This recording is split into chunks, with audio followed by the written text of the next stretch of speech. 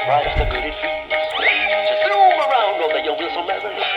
Oh, baby, you don't need to take it for that you want to play until you see the witch vanilla. Don't be worried, no, there's no cause for alarm.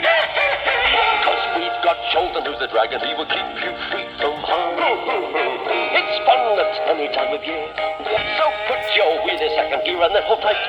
All right, we'll show you all the sights of Wheelie World.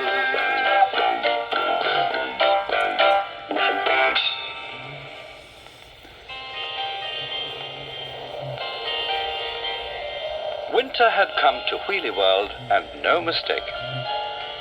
And the wind that whistled over the sad lands near Spout Hall was like 1,000 little needles finding their way into every nook and cranny, slipping down collars, up sleeves, and through buttonholes. The toadies wrapped their scarves tight around their stalks as they hurried home from a spying expedition. Inside Spout Hall, it was even less cheery than usual. Fenella was too mean to have a good fire going. Brrr, said Claptrap on Spilderbeans. I think my spine is frozen stiff.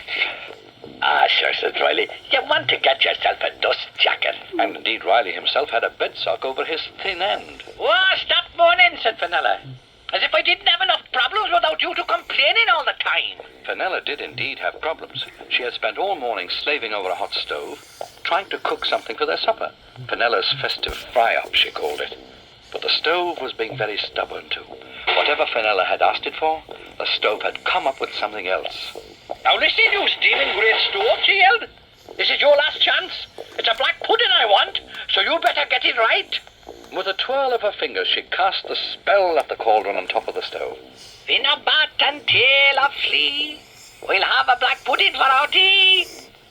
For a moment, nothing happened.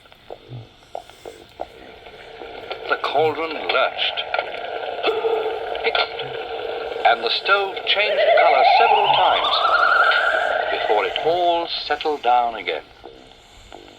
Fenella dipped her fingers into the cauldron. Rice? Pudding, look, spluttered Fenella. I didn't know they can't stand anything white, horrible, nasty, clean color. Yucky me. That was the final straw. Oh, I give up, she shouted. I'll have to make do with boot polish butties. I'm fed up. And in a final fit of bad-tempered despair, she hurled her last awful concoction out of the window. The Wheelies were enjoying themselves enormously. They were far too happy to feel the cold. His Royal Majesty King Otto was practicing his slalom down the royal ramp. The minister was for once not giving a speech, but only because he'd fallen headfirst into a snowdrift. And Jenny was being exceptionally graceful, and she swooped and pirouetted on the ice. "Oh, isn't she gorgeous, Otto?" said Queen Doris. "Ah, yes," said King Otto in a not very enthusiastic voice. I used to be a very talented figure skater, you know." "Yes, well," said the Queen in a frosty voice, "that must have been when you had the figure." The king was trying to think of something clever to say in reply, when suddenly... "Hey, it's coming," he panted. I've seen it! "I have seen it, Zuma," said the Queen. "I have seen it." "Oh, no, you ain't," said Zuma, "or you wouldn't be standing here. It was horrible, and I seen it." Oh, I wish I could see anything, said the muffled voice of the minister, still buried face down in the snow. "You better up where you are," said Zuma. "He might mistake you for an igloo if you're staying still." "He?" said the king. "Who is he?" "Why, the snow dragon, the one in history books. The one that ate 300 wheelies for breakfast in the early times. I was just..." But he was talking to himself. The first of them had gone, hidden anywhere they could find. Except, of course, for the minister. In the deserted village, there was silence for one long moment.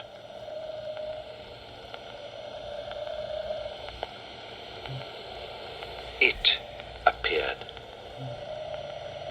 It stopped. It looked about. It spoke. "Ecky dump," it said. "That's a rum do. Where is everybody?" It ambled slowly down the main street, looking this way and that, and occasionally scratching its head until... Oops a daisy, it said. That's a funny place to leave an igloo. Igloo, said the snow-covered mound. The creature shied away from it. Hey up, it said. Eskimos. Eskimo, said the igloo. The snow dragon waved the mound up for a moment.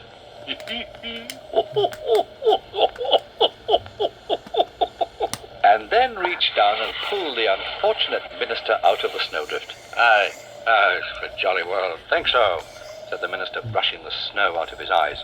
It's about that.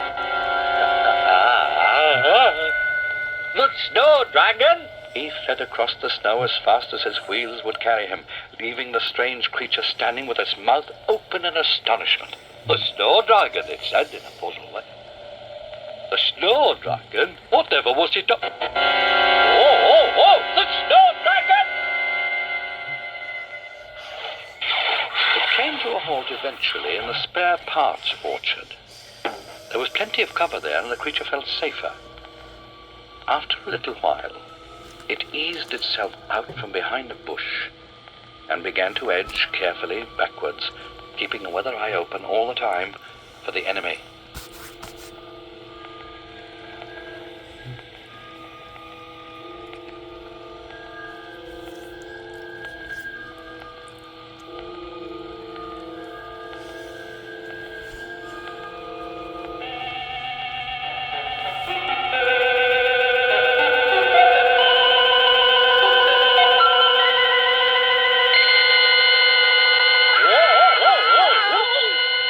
Was within an ace of breaking the Wheelie World 200 meters record when he suddenly screeched to a halt. Zuma, it said to itself. It's Zuma. Hey, Zuma, the creature shouted. Hey, it's greatly to see you. Greatly? Thought Zuma to himself as he panted in the corner of a tire bush. I don't remember that in the history books. Here, hang on a minute. Lummy. It's Chorlton. A couple of minutes later, Chorlton was telling Zuma about the change that came over him as he was about to pay a visit to his favourite little old lady. So, I was just coming up to the front door, when all at once I had this clammy feeling. So I thought I'd better not call after all, in case I got someone catching. Zuma looked at him closely. Yeah, very nasty condition, that. I'd say you were suffering from, cow porridge. Come on, let's go and get things sorted out. Meanwhile, Fenella was paying a visit to the village. Lost without your fat, spotty friend, are you? Frightened of dear old Fenella, and quite right too, you miserable lot. Don't fool yourself, Fenella, stammered the king. It's not you we're frightened of, it's the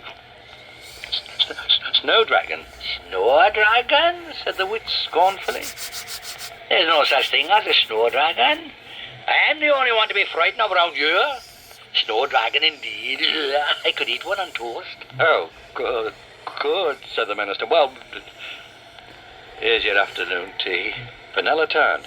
There, looming behind her, was a great white creature, its mouth gaping in a hideous grin. Fenella let out a terrified yell, turned, tripped, fell face down in the snow, and picking herself up, popped off back to Spout Hall faster than she'd ever done it before. By gum, said the dragon. You're getting better. Hey, come on, love. How do you do that? It's Chorlton, said the queen. I knew those gorgeous vowels anywhere. Back in the safety of Spout Hall, it was a very frightened Fenella who was wheedling a spell out of Claptrap. Oh, come on, lovely. It was an anti-snow dragon spell. I've always liked you, you know that. Okay, gnädige Frau. To make the dragon disappear, you will need a penguin's ear. Fenella settled down, getting ready to cast her anti-snow dragon spell. Back in the village, the minister was suggesting that a blow lamp would be the best thing to remove Chorlton's sticky overcoat when it vanished of its own accord. Hey, greatly, said Chorlton, restored to his normal, colourful self. I'll bet it's something to do with that lovely little lady. And with a big smile, he shouted towards the kettle. Bye-bye, little old lady. See you soon.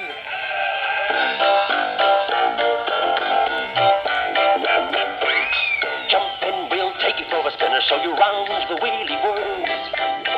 Hop on, it's fun, so come along and take a look at Wheelie World. You'll be surprised how good it feels. So zoom around all the young wheels so merrily. Oh, whoopee. You don't need a ticket for the day to roll up and if you see no rich fun, don't be worried, for there's no cause for alarm. Cause we've got Jolton, who's the dragon, he will keep you free from harm. It's fun at any time of year. So put your wheel in second gear and then hold tight. All right, we'll show you all the sights of wheeling.